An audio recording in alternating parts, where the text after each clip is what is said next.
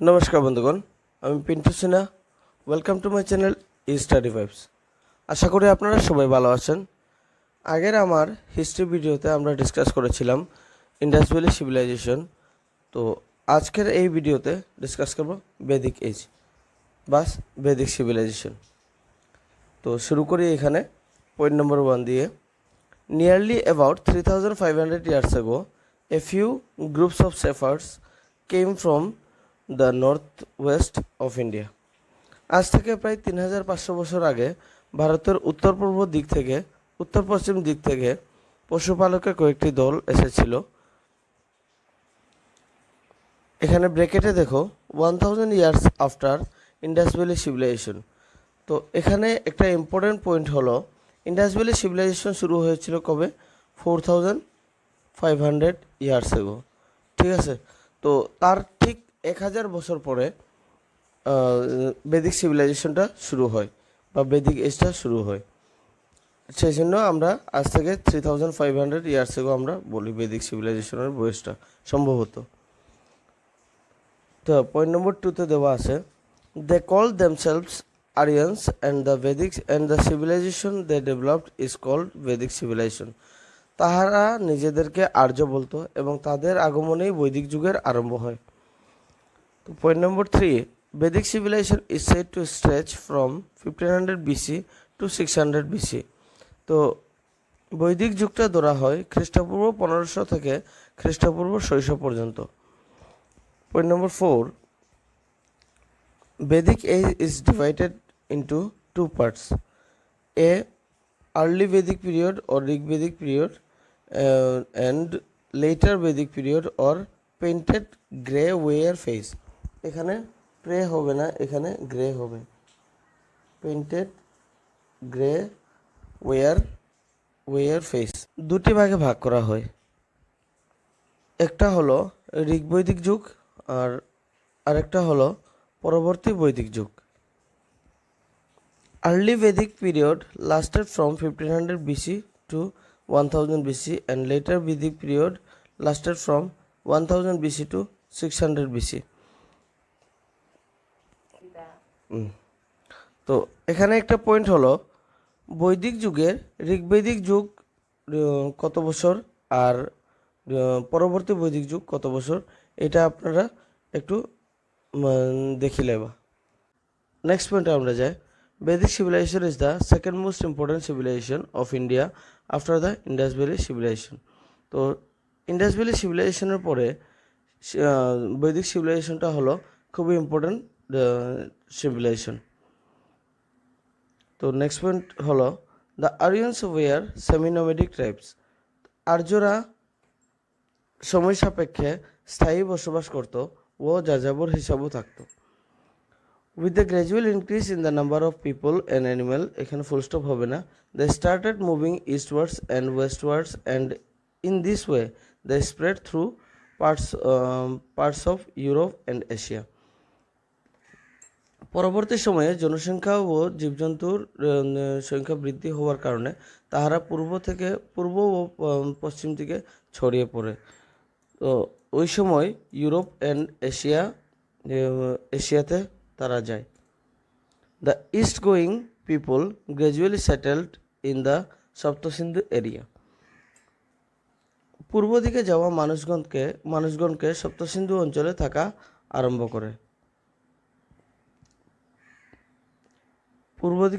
পূর্ব দিকে যাওয়া মানুষগণ সপ্তসিন্ধু অঞ্চলে থাকা আরম্ভ করে। ঠিক আছে, তো নেক্সট পয়েন্টে আমরা যাই, Saptasindhu is the area that covers river Sindhu and its tributaries Shatadru, Bipasha, Iravati, Chandrabhaga, Vitasta and Saraswati. এখানে একটা ইম্পর্টেন্ট জিনিস হলো সপ্তসিন্ধুর বিষয়ে দেওয়া আছে, সেজন্য আমি সপ্তসিন্ধুর মানে ডেফিনেশনটা আমি এখানে দিয়েছি। তো সপ্তসিন্ধু হলো সিন্ধু নদী এবং তার উপনদীগুলোকে সপ্তসিন্ধু বলে। সিন্ধু নদীর উপনদী ছয়টাকে এখানে ধরা হয়, শতদ্রু, বিপাশা, ইরাবতী, চন্দ্রভাগা, বিতস্ত এবং সরস্বতী। এই 6টা উপনদী আর সিন্ধু নদীকে গণে সপ্তসিন্ধু বলে। ঠিক আছে, তো নেক্সট পয়েন্ট হলো the Aryans were people of different tribes speaking the same language.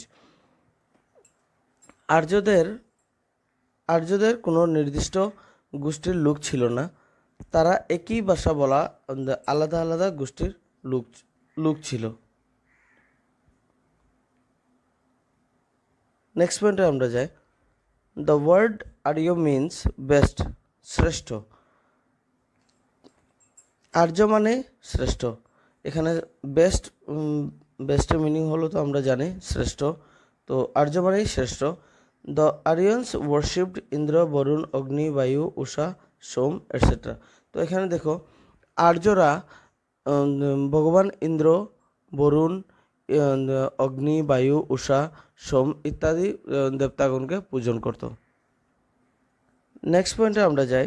Next point হলো Rigveda was written during the early Vedic period. বৈদিক যুগের প্রথম দিকে ঋগ্বেদ লেখা হয়, তাই ওই যুগের নাম দেওয়া হয় ঋগ্বেদিক যুগ, early Vedic period.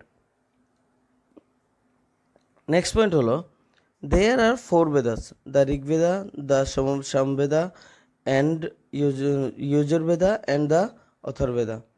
Vedas are also known as Samhita. তো আমরা জানি যে বেদ 4 প্রকারের হয়, ঋগ্বেদ, সামবেদ, যজুর্বেদ এবং অথর্ববেদ। তো এই বেদগুলাকে একসঙ্গে বলি আমরা সংহিতা। বেদের আরেকটা নাম হলো সংহিতা। নেক্সট পয়েন্টে আমরা যাই।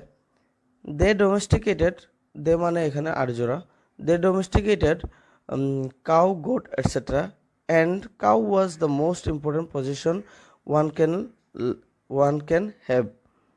তাহারা গরু, ছাগল ইত্যাদি পোষণ করত এবং গরু ছিল তাদের প্রধান সম্পদ। তো গরুকে তারা প্রধান সম্পদ হিসেবে গণ্য করত। নেক্সট পয়েন্টে আমরা যাই। when they lived in the Saptasindhu area, they had to fight with the local people for survival, and they used iron weapons and horses for that. Saptasindhu অঞ্চলে থাকার সময় তাহারা স্থানীয় লোকের সঙ্গে দ্বন্দ্ব করত, আর দ্বন্দ্বের সময় তাহারা লোহার অস্ত্র ও ঘোড়া ব্যবহার করত। তো এখানে দেখো একটা ইম্পর্টেন্ট পয়েন্ট আছে। লোহা যে ধাতু আছে ওইটা ইন্ডাস ভ্যালি সিভিলাইজেশনে কিন্তু দেওয়া হয়নি, ইন্ডিকেট করা হয়নি বা চেনা যায় না ইন্ডাস ভ্যালি সিভিলাইজেশনে, কিন্তু বৈদিক যুগে মানে বৈদিক সিভিলাইজেশনে লোহাকে প্রাধান্য দেওয়া হয়। ঠিক আছে, তো ইন্ডাস ভ্যালি সিভিলাইজেশনে ঘোড়া আর লোহার ব্যবহার হতো না, কিন্তু বৈদিক সিভিলাইজেশনে ঘোড়া আর লোহার ব্যবহার হতো। ঠিক আছে,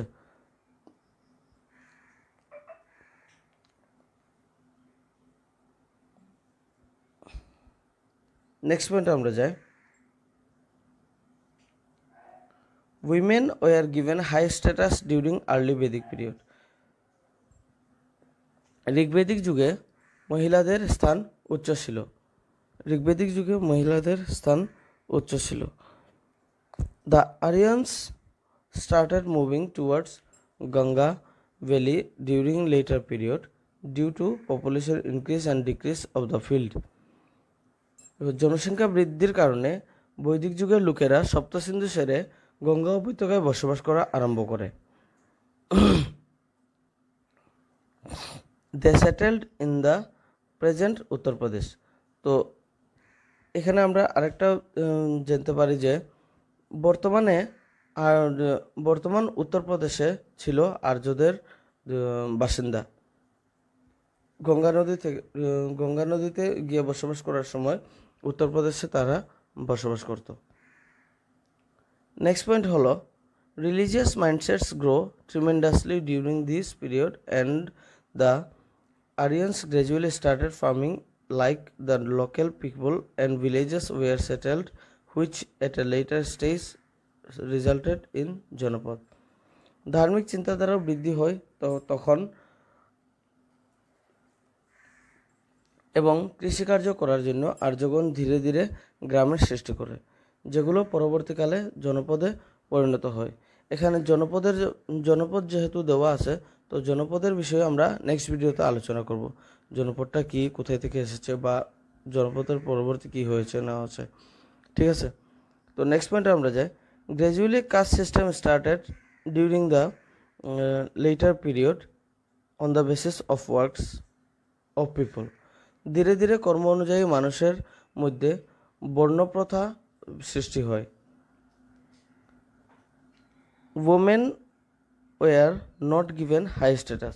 তো এখানে খুবই একটা ইম্পর্টেন্ট জিনিস আছে, যে আমরা যেহেতু জানি বৈদিক যুগে মানে ঋগ্বেদে মহিলাদের স্থান উচ্চ ছিল। মহিলাদেরকে বহুত ইম্পর্টেন্ট মনে করতো, কিন্তু পরবর্তী বৈদিক যুগে মহিলাদের স্থান মহিলাদেরকে এত বেশি প্রাধান্য দেওয়া হয়নি। ঠিক আছে, তো একটা আমি পয়েন্ট মিস করেছিলাম, যে 9 নম্বর পরে 10 নম্বর পয়েন্টে আমি দেওয়া হয়নি। ওই 10 নম্বর পয়েন্টে এটা লিখবা, the Aryans came from Central Asia.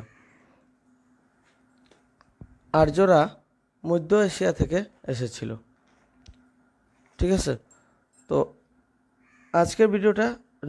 আজকের ডিসকাশনটা এখানে শেষ করলাম। তো এখন আমরা কোয়েশ্চেন্স অফ দ্য ডে যাই। তো কোয়েশ্চেন্স অফ দ্য ডে আমাদের প্রথম কোয়েশ্চেন ধরা হয়, which animal was the most important position of Aryans. এখানে আর্যরা কোন পশুকে তাহারা মানে প্রাধান্য দেওয়া হয়? Option A dog, option B horse, option C cow, option D goat.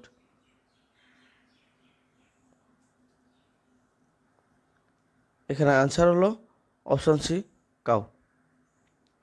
Next question আমরা যাই, হোয়েন ওয়াজ ঋগ্বেদ রিটেন। তো ঋগ্বেদ কখন মানে লেখা হয়? ঋগ্বেদটা এটা তো আমরা আগে ডিসকাস করেছিলাম। Option A later Vedic period, option B early Vedic period, option C Indus valley period, option D none of the above. এখানে আনসার হলো early Vedic period. Option B is the correct answer. Next question হলো, which metal was first used by the Aryans. তো আর্যরা নিচের কোন ধাতুকে তারা প্রথমে use করত? দেখো, আমি একটু আগে এইটা ডিসকাস করেছিলাম, যে ইন্ডাস ভ্যালি সিভিলাইজেশনের লোকরা কোন ধাতু ব্যবহার করত, আর আর্যরা কোন ধাতু ব্যবহার করত, এটা আমি ডিসকাস করেছিলাম। তো এখানে অপশন এ হলো iron, option B gold, option C tin, option D bronze. এখানে অ্যান্সার হলো অপশন এ আয়রন। তো আজকের ভিডিওটা এখানে শেষ করলাম। ভিডিওটা যদি ভালো লাগে তাহলে লাইক করবা, শেয়ার করবা, আর চ্যানেলটা সাবস্ক্রাইব করবা। ধন্যবাদ।